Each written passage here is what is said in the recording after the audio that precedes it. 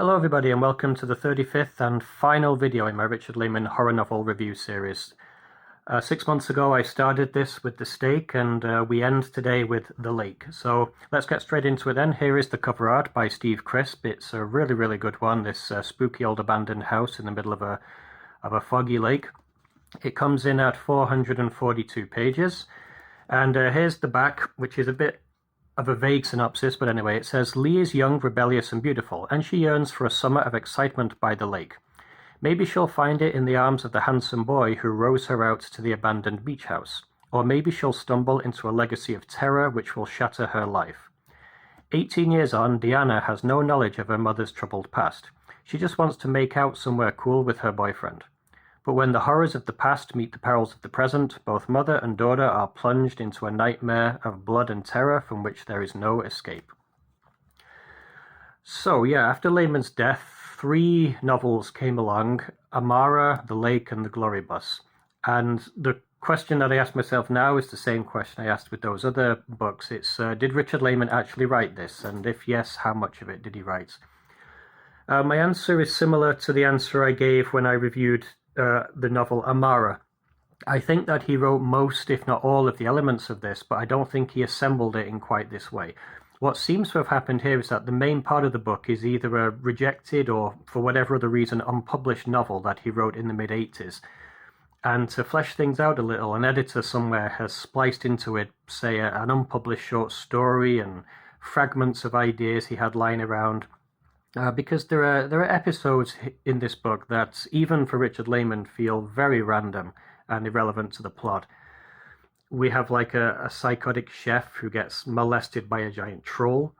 We've got a rest home for crazy old women who try to kidnap one of the characters. Stuff like this. It's hard for me to believe that Richard Laymon sat at his computer composing a novel and thought, okay, what the narrative demands now is we meet a crazy old woman who abducts a teenage girl into a retirement home for deranged old folk. It's very odd, but the main bulk of the narrative has his fingerprints all over it. I mean, all the Laymonisms are present and accounted for. We've got the over-the-top violence, we've got the breast fixation, characters who fall instantly in love and just as instantly forget the person they were grieving over 15 minutes before. Laymon certainly wrote it. I mean, as simplistic as his style was, it's very difficult to imitate. And so that's what I think's happened here. I would love to know why this novel was rejected in the mid-80s, because it's almost as good as anything he wrote at that time in his career. Why do I think it was rejected in the mid-80s? It's because this, for some bizarre reason, well, it would only be bizarre if it was written towards the end of his career.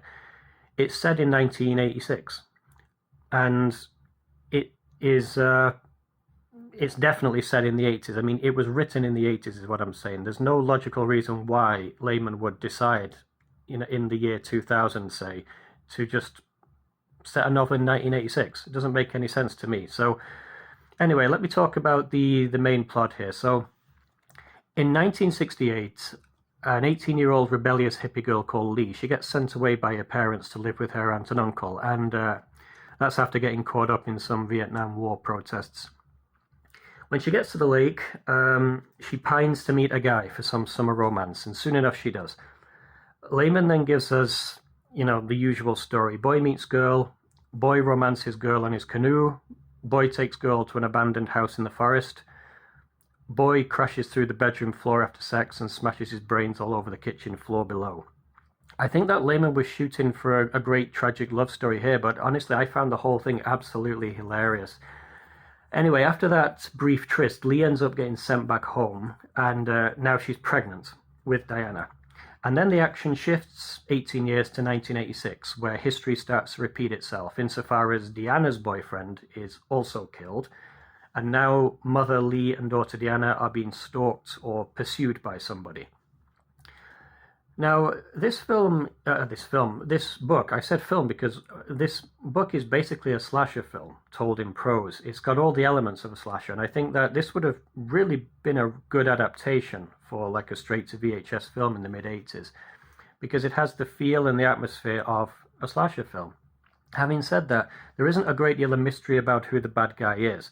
This book opens with an extremely odd opening chapter, which for a while doesn't seem to have anything to do with anything that's following. But then a few chapters later, another character is introduced, and then it suddenly becomes so blatantly obvious who the bad guy is.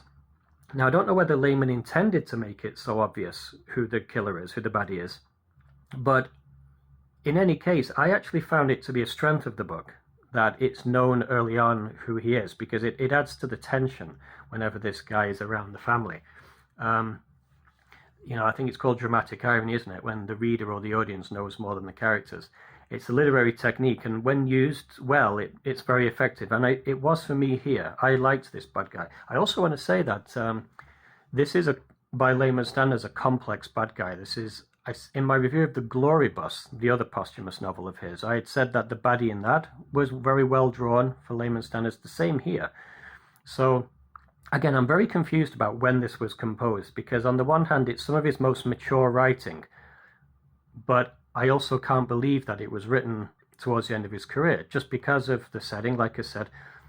But then adding to the mystery, I know I'm going off on a tangent here, but there are so many anachronisms in this book. It's supposed to be set in 1986, but there's reference made to people using cell phones, which I know it's not impossible in 1986 that they would have some form of cell phone, but it's incredibly unlikely, especially these people. One of the characters is wearing a Guns N' Roses t-shirt, which, again, Guns N' Roses' debut album came out in 1987. So, again, it's not absolutely impossible. Maybe she's the sister of Axl Rose or something, and she got it in a tiny gig they were playing in LA. But it's again, very unlikely. So it is a real mystery, this one, when and how it was composed. Sometimes it feels like he wrote it in the 80s, but then what's with all the cell phone and Guns N' Roses stuff? But putting that aside, when I do these reviews, I usually come up with positives and negatives, and I was really struggling to think of anything negative to say about this book. That doesn't mean it's a classic, it doesn't mean it's one of his best books, but it does mean that there's not a lot of bad stuff to say about it. The only thing I could really come up with is that some of the details at the end are very, very contrived.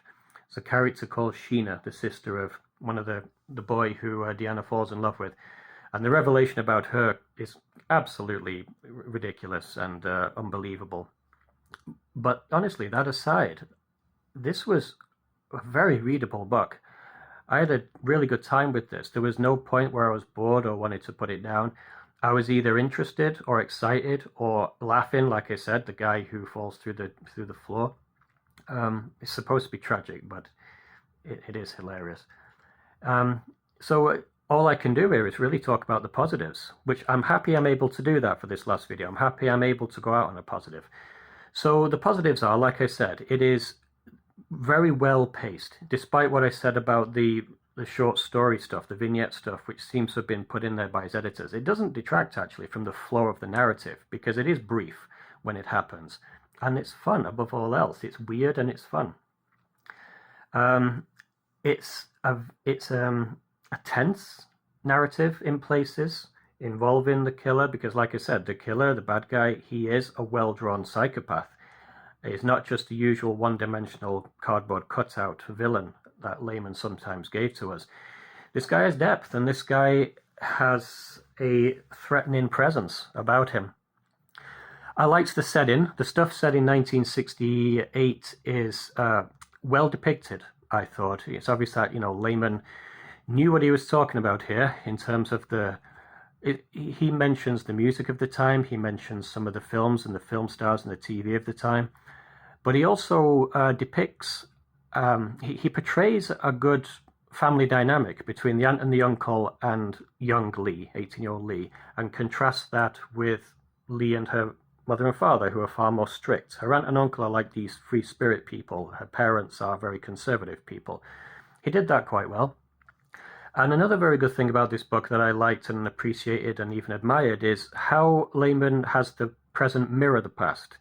This is really, he shows how history does repeat itself. And on one level, it's very obvious and simple, just like Lee's boyfriend died when she was 18 years old, and Deanna's boyfriend died when she's 18 years old. But on another level, there are more subtle reflections that he puts in the narrative, which I thought were clever. So, Yeah, I mean, this isn't going to be a particularly long review because there's not a great deal more to say about it. It's a very good novel. Not particularly original. It is an 80s slasher film told in prose, like I said, but it's a well done one. And this kind of thing is always welcome to me because this is a genre you won't get too much anymore. This stuff would get rejected today by publishers, and that's a shame. All right, anyway, that's going to wrap it up. The Lake from 2004. So, all right, my next video is going to be a ranking video of all the books that I've just read, ranking from number 35 to number 1. After I've done that, I'm going to do a couple of videos on his short story collections, and then that's going to end the Richard Laymon series, and I'll move on to something new. So thanks for watching this one, if you did watch it to this point, and I will be back very soon with the ranking. Take care of yourselves, everyone. Have a good weekend, and bye for now.